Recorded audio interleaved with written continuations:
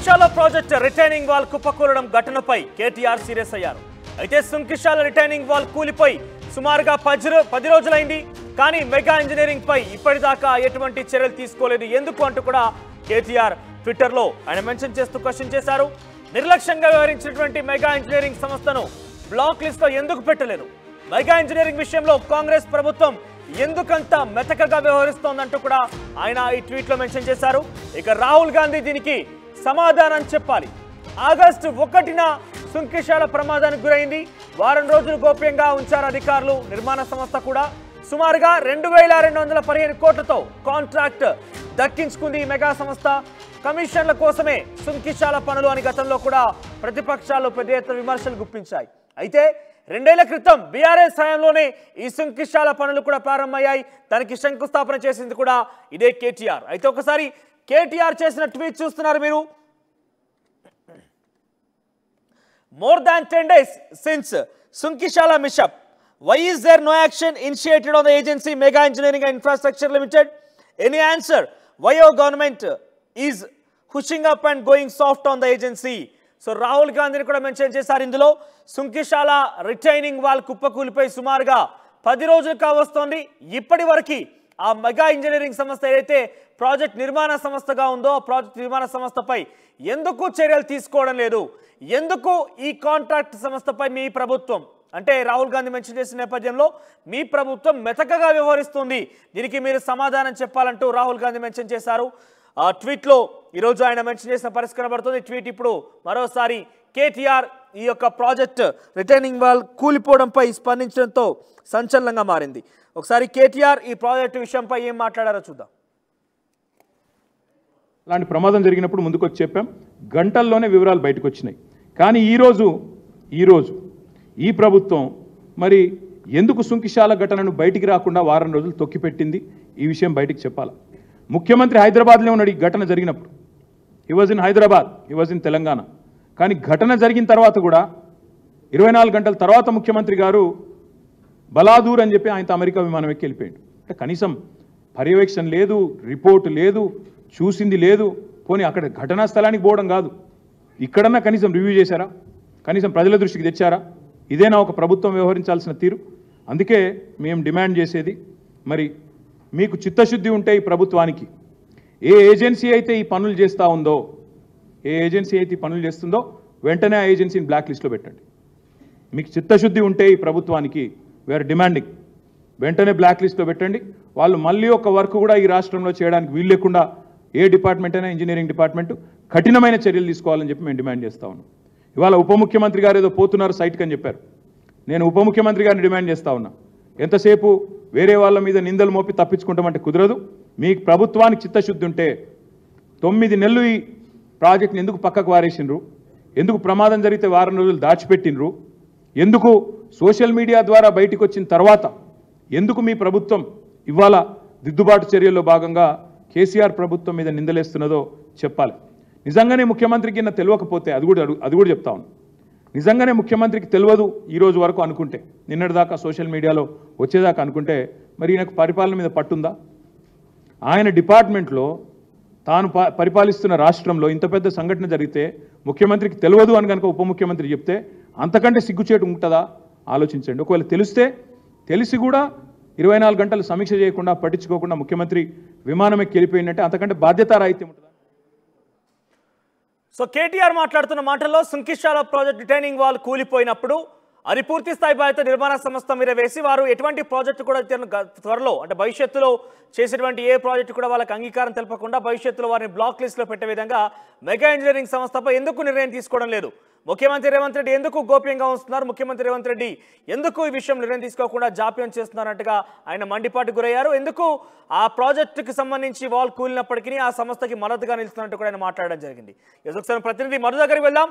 Yes Madhu, so గతంలో Kaleshwaram project కూడా ఈ రకంగానే కుంగుబాటు గురైంది, కొన్ని వాల్స్ కూడా కూలిపోవడం జరిగింది. ఇప్పుడు మెగా ఇంజనీరింగ్ సంస్థ నిర్మించినటువంటి మరొక అంటే వారి అక్కడ ఎల్ఎన్టీ సంస్థ పిల్లర్ నిర్మించినప్పటికీ మెగా ఇంజనీరింగ్ సంస్థని కీలకంగా అక్కడ వివరించింది.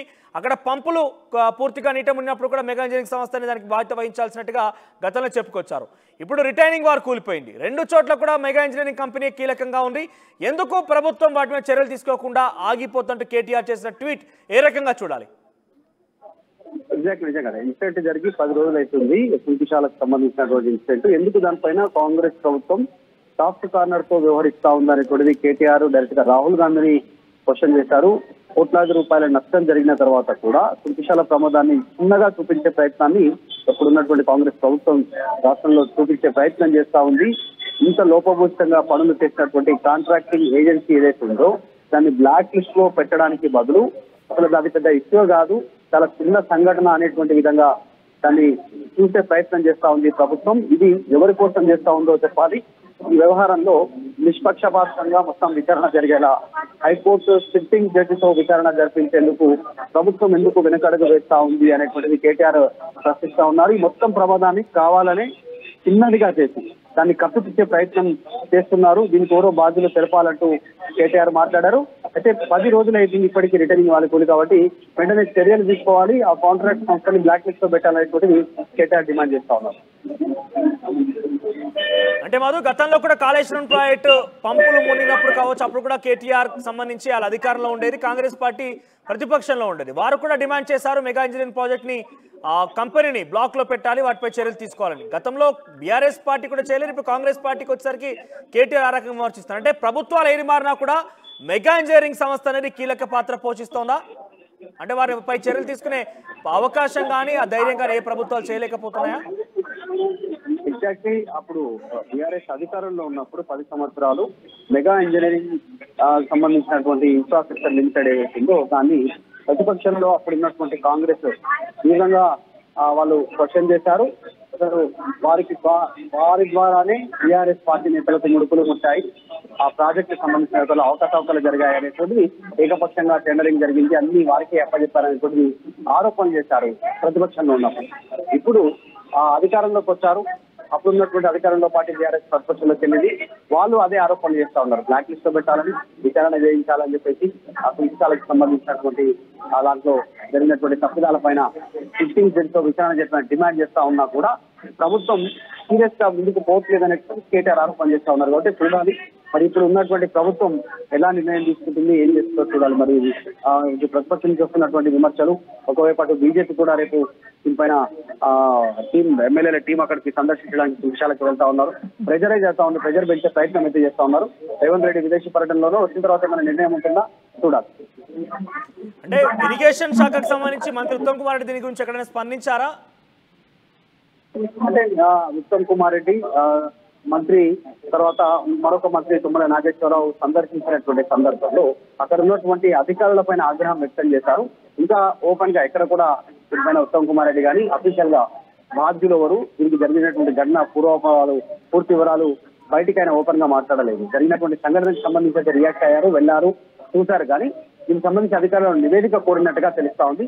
అధికారులు ఇచ్చే నివేదిక తర్వాత ఈ శాఖ మంత్రి, ఇరిగేషన్ శాఖ మంత్రి ఉత్తమ్ రెస్పాండ్ అయ్యే అవకాశం ఉంది. ఇప్పటివరకైతే కేవలం మంత్రి తుమ్మల మాత్రమే అధికారుల పైన ఆగ్రహం వ్యక్తం చేసినట్టుగా తెలుస్తా ఉంది. అయితే ఇంటర్నల్ గా అందుతున్నటువంటి సమాచారం ప్రకారం మనకు ఈ సమాచారం ప్రభుత్వానికి లేట్ గా తెలిసింది అనేటువంటిది ప్రభుత్వం చెబుతున్నట్టుగా తెలుస్తా ఉంది. అంటే ఇన్సిడెంట్ జరిగి 10 రోజుల తర్వాత సోషల్ మీడియాలో వీడియో వైరల్ అయిన తర్వాత మాత్రమే ప్రభుత్వం దృష్టికి వెళ్ళింది అనేటువంటి వీళ్ళు భావిస్తా ఉన్నారు. కాబట్టి ముఖ్యమంత్రి వచ్చిన తర్వాత దీనిపైన అన్ని విషయాలు బయటికి చెప్పే అవకాశం ఉంటుంది. ఎందుకంటే డైరెక్ట్ గా ముఖ్యమంత్రిని టార్గెట్ చేస్తా ఉన్నారు కేటీఆర్. ముఖ్యమంత్రి హైదరాబాద్ లో ఉన్నప్పుడే విదేశీ పర్యటనకు 24 గంటల ముందే ఈ ఘటన జరిగింది. అయినప్పటికీ కూడా ఈ ఘటనను తప్పుగుచ్చి విదేశీ పర్యటనకు వెళ్లారు. దీని ఆంతర్యం ఏంటో బయటకు చెప్పాలనేది డిమాండ్ చేస్తున్నారు. ఆ కాంట్రాక్ట్ తీసుకున్నటువంటి సంస్థ ఏదైతుందో దాన్ని బ్లాక్ లిస్ట్ లో పెట్టాలి అనేటువంటి డిమాండ్ చేస్తా ఉన్నారు కేటీఆర్. సిట్టింగ్ జడ్జి విచారణ కూడా కోరుతున్నారు. రైట్ మధు. సో మొత్తం మీద కేటీఆర్ చేసిన ట్వీట్ సంచలనంగా మారింది. అయితే సుంకిశాల ప్రాజెక్టు నిర్మాణం పనులు మొదలైంది మాత్రం బీఆర్ఎస్ పార్టీ హయాంలో అయినప్పటికీ సుంకిశాల రిటైనింగ్ వాల్కి సంబంధించి కుప్పకూలిన ఘటన 10 రోజుల క్రితం జరిగింది. అయితే కూలిన సందర్భంలో సుమారుగా 10 రోజుల పాటుగా వారం రోజుల పాటుగా గోప్యంగా ఉంచారు. అధికారులు కావచ్చు, ఇటు నిర్మాణ సంస్థ కావచ్చు, ఎక్కడ కూడా విషయం వెల్లడించలేరు. చాలా వరకు ఈ వీడియో సోషల్ మీడియాలో వైరల్ అయిన తర్వాతనే ఈ యొక్క రిటైనింగ్ వాల్కి సంబంధించినటువంటి దృశ్యాలని ప్రభుత్వం దృష్టికి తీసుకెళ్లడం జరిగింది. ప్రభుత్వం మంత్రి ఉత్తమ్ కుమార్ రెడ్డి, తుమ్మల నాగేశ్వరరావు ఇద్దరు కూడా వెళ్ళి సందర్శించారు. అయితే ఎందుకు ఇంత గోప్యంగా ఉంచాల్సి వచ్చింది? నిజానికి నిర్మాణ సంస్థ బాధ్యత వహించి డెఫినెట్గా నిర్మాణ సంస్థపై వేటు వేయడంతో పాటుగా బ్లాక్ లిస్ట్లో పెట్టాలంటగా కేటీఆర్ ప్రశ్నిస్తున్నారు. ఇక్కడ చాలా కీలకమైన అంశం ఒకటి విషయం ఆలోచించాల్సిన అంశం ఏంటంటే, గతంలో కాళేశ్వరానికి సంబంధించినటువంటి పంపులు మునిగిపోయినప్పుడు అప్పుడు మెగా ఇంజనీరింగ్ సంస్థకే పూర్తి స్థాయి బాధ్యత వహించాలి. మెగా ఇంజనీరింగ్ సంస్థని ఈ తప్పిదాల కారణంగా వారిని శిక్షించాలి, వారిని బ్లాక్ లిస్ట్లో వెళ్ళినట్టుగా ప్రతిపక్ష పార్టీకి ఉన్నటువంటి కాంగ్రెస్ పార్టీ గతంలో డిమాండ్ చేసింది. ఇప్పుడు కాంగ్రెస్ పార్టీ అధికారంలోకి వచ్చింది, బీఆర్ఎస్ ప్రతిపక్షంలోకి వెళ్ళింది. ఇప్పుడు సుంకిశాల ప్రాజెక్టుకి సంబంధించిన రిటైనింగ్ వాల్ కుప్పకూలిపోయినప్పుడు మెగా ఇంజనీరింగ్ సంస్థపై వేటు వేయాలని ప్రతిపక్షం బీఆర్ఎస్ పార్టీ డిమాండ్ చేస్తోంది. వారు ప్రభుత్వాన్ని హెచ్చరిస్తున్నారు. అయితే ఇక్కడ చూస్తే 2 సార్లు ప్రభుత్వాలు మారాయి, ప్రభుత్వాలు ఎన్నుకున్నటువంటి తీరు మారింది. కానీ ఇక్కడ మెగా ఇంజనీరింగ్ సంస్థపై గతంలో బీఆర్ఎస్ పార్టీ వేటు వేయలేకపోయింది. ఇప్పుడు కాంగ్రెస్ పార్టీ కూడా కొంత గోప్యంగా ఉంచుతూ వాటిని ఎటువంటి హెచ్చరికలు జారీ చేయటువంటి నోటీసులు ఇవ్వకుండా నిలిపివేస్తుంది. అంటే ఇక్కడ మెగా ఇంజనీరింగ్ ప్రాజెక్ట్ అనేది, మెగా ఇంజనీరింగ్ కంపెనీ అనేది అటు 2 ప్రభుత్వాలకు కూడా కొంత సహాయాన్ని అందిస్తూ కొంత వారికి దగ్గరగా ఉంది. కాబట్టి ఎవరు కూడా సాహసం చేయడం లేదు, ఎవరు కూడా వారి విషయాన్ని కప్పిపుస్తున్నారని ఒక ఆరోపణ వినబడుతోంది. సో ఆ రకంగానే చర్చ కూడా సాగుతోంది. ఒకసారి కేటీఆర్ చేసిన ట్వీట్ మరోసారి చూద్దాం. More than 10 days since Sunkishala mishap, where there is no action initiated on the agency, Mega Engineering and Infrastructure Limited. So any answer why your government is hushing up and going soft on the agency? So మీ ప్రభుత్వం ఎందుకు మెతకగా వ్యవహరిస్తోంది? 10 రోజులు కావస్తోంది Sunkishala project retaining wall కూలిపోయి, ఎందుకు మీరు సమాధానం చెప్పడం లేదంటూ ప్రభుత్వాన్ని అడుగుతూనే రాహుల్ గాంధీ మెన్షన్ చేసి మీ ప్రభుత్వం దీనికి సమాధానం చెప్పాలంటే ఆయన కోరడం జరిగింది. ఆ తర్వాత ఒకసారి కేటీఆర్ కూడా మాట్లాడారు. ఈ అంశంపై ఏం మాట్లాడారో చూద్దాం. అలాంటి ప్రమాదం జరిగినప్పుడు ముందుకు వచ్చి చెప్పాం, గంటల్లోనే వివరాలు బయటకు వచ్చినాయి. కానీ ఈరోజు ఈ ప్రభుత్వం మరి ఎందుకు సుంకిశాల ఘటనను బయటికి రాకుండా వారం రోజులు తొక్కిపెట్టింది? ఈ విషయం బయటికి చెప్పాలి. ముఖ్యమంత్రి హైదరాబాద్లో ఉన్నాడు. ఈ ఘటన జరిగినప్పుడు he was in Hyderabad, he was in Telangana. కానీ ఘటన జరిగిన తర్వాత కూడా 24 గంటల తర్వాత ముఖ్యమంత్రి గారు బలాదూర్ అని చెప్పి ఆయనతో అమెరికా విమానం ఎక్కి వెళ్ళిపోయాడు. అంటే కనీసం పర్యవేక్షణ లేదు, రిపోర్ట్ లేదు, చూసింది లేదు. పోనీ అక్కడ ఘటనా స్థలానికి పోవడం కాదు, ఇక్కడన్నా కనీసం రివ్యూ చేశారా? కనీసం ప్రజల దృష్టికి తెచ్చారా?